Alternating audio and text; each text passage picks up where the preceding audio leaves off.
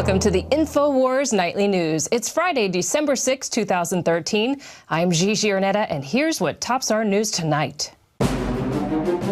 Tonight on the InfoWars Nightly News, China is making big moves towards a world offensive. Plus, Army Colonel vows to pry guns from our cold, dead hands. Then, Fukushima hysteria in Japan leads to fascism. All that and more on the InfoWars Nightly News.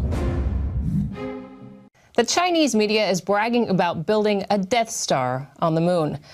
A report in the China Times brags that China's launch of the Long March 3B rocket earlier this week is all part of a plan to make the moon some kind of Death Star, which the People's Liberation Army could launch missiles against any target on Earth.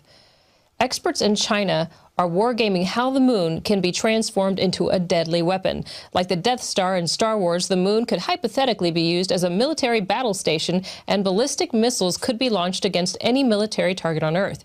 Various weapons testing sites could be established on the moon, and noting that the launch of the Long March 3B rocket is the start of a more ambitious program.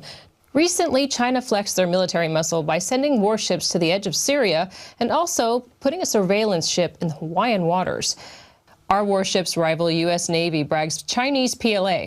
Now, shortly after the PLA's Death Star report, they started bragging about how their warships could trump our U.S. Navy warships. Amidst tensions with the U.S. over the disputed islands, the Chinese PLA is bragging that its aircraft carrier combat task force can be just as good as the U.S. Navy.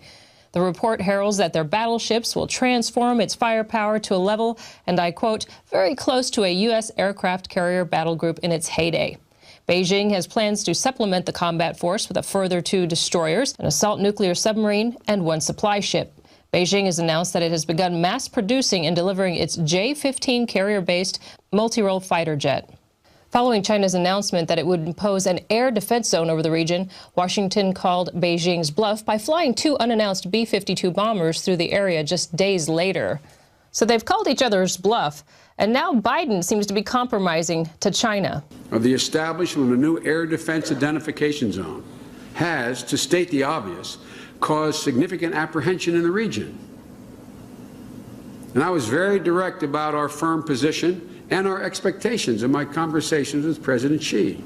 The United States has a profound stake in what happens here, because we need, and we are, and will remain a Pacific power, diplomatically, economically, and military. That's just a statement of fact. Beijing announced that it expected all commercial and military aircraft flying into the zone to provide it with advanced warning about flight plans, be constantly available for contact by Chinese authorities, and maintain clear identification procedures while passing through the ADIZ. Failure to follow any of these rules, the Chinese said, will elicit defensive emergency measures. So for all the progress that the U.S. has made condemning the Chinese in this decision, Joe Biden has gone over to Asia and said, well, we should really compromise. And that really shouldn't worry you because, of course, Chinese hackers hacked into the different weapons defense systems that we have. Remember, back in May, the Chinese hacked into more than 24 major weapons systems whose designs were critical to U.S. missile defenses and combat aircraft and ships.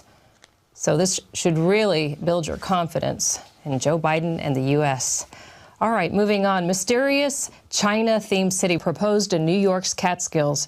U.S. immigration officials are considering a proposal from Chinese investors to create a multi-billion-dollar development in New York's Catskills called China City, raising concerns among critics about the potential cost to U.S. taxpayers.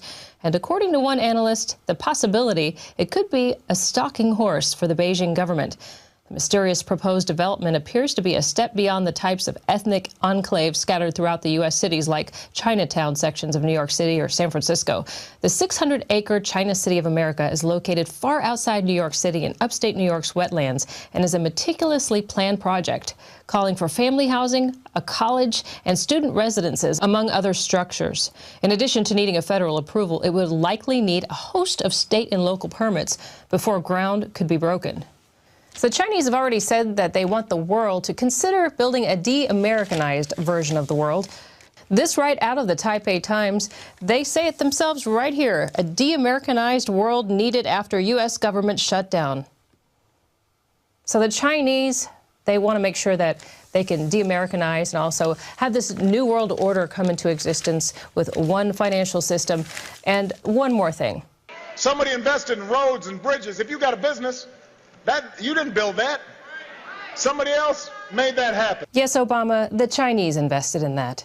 And Joel Skousen came on the Alex Jones channel and talked about the Red Dawn scenario takeover of the U.S.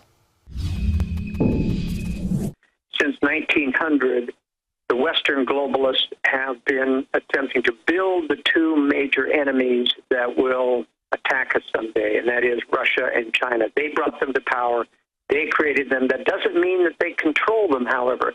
They've actually created independent enemies, and there's no shortage of them around the world. And, Satan is involved in inspiring evil men to rise up. A lot of people say, why can't we have peace in the world? The reason we don't have peace is because there is systematic evil in the world that will always continue to rise up.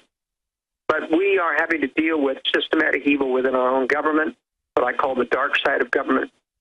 It has built Russia and China to basically tear down the fabric of the West and other liberty countries around the world, letting the globalists come in with an alternative solution to save them from communism, but ultimately not destroying communism, reserving for them the last final attack upon America, which I think is coming in probably 8 years at the earliest, maybe 10 years, but clearly into the next decade, because Russia and China aren't ready to attack the West.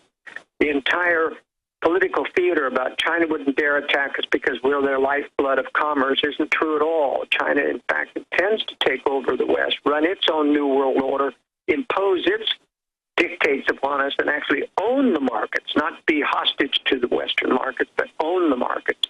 In order to do that, they have to take out U.S. military power.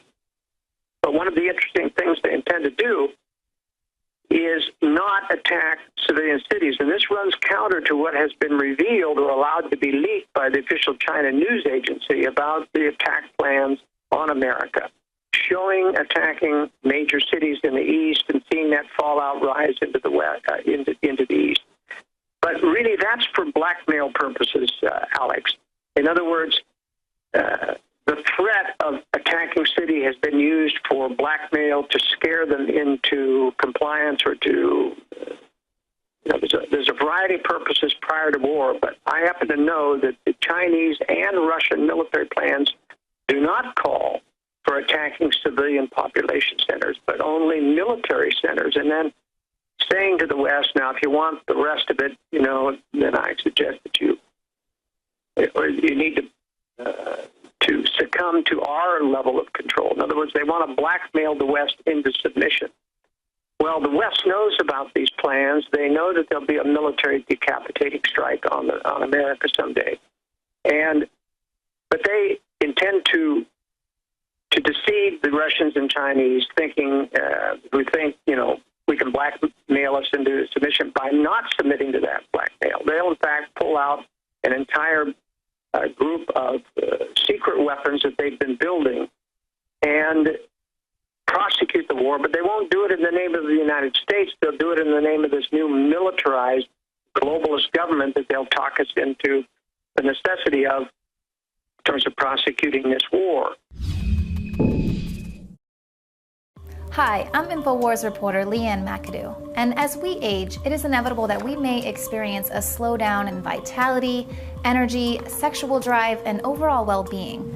The reality is that in addition to the natural aging process, the experts admit that our body is continually being hit with a barrage of what's known as gender-bending chemicals, and that's just for starters. So avoiding these chemicals has always been really important to me, and that's why I was so excited to speak with Dr. Edward Group about what's really going on, specifically to find a solution to the root issue. And what I found was that as experts around the world are now revealing, core hormone levels in many men and women are dropping, but especially men. Testosterone, growth hormone, DHEA, all are being affected. Introducing InfoWars Life Super Male Vitality. Fusing herbs and other essential ingredients to help support your body's natural hormone balance. Developed by Dr. Edward Group and produced at a highly accredited natural products manufacturer, Super Male Vitality is designed to aid the body in ways that may support normal testosterone levels in men, Focus on improving your sexual vitality with the stimulation of libido and sex drive. Deliver hard-hitting benefits while completely free of GMOs, gluten, and harmful ingredients. And it's all made here in the USA and supports our operation. Single men, married men, I recommend that you get a hold of InfoWarsLife.com Super Male Vitality today, and your woman won't be disappointed.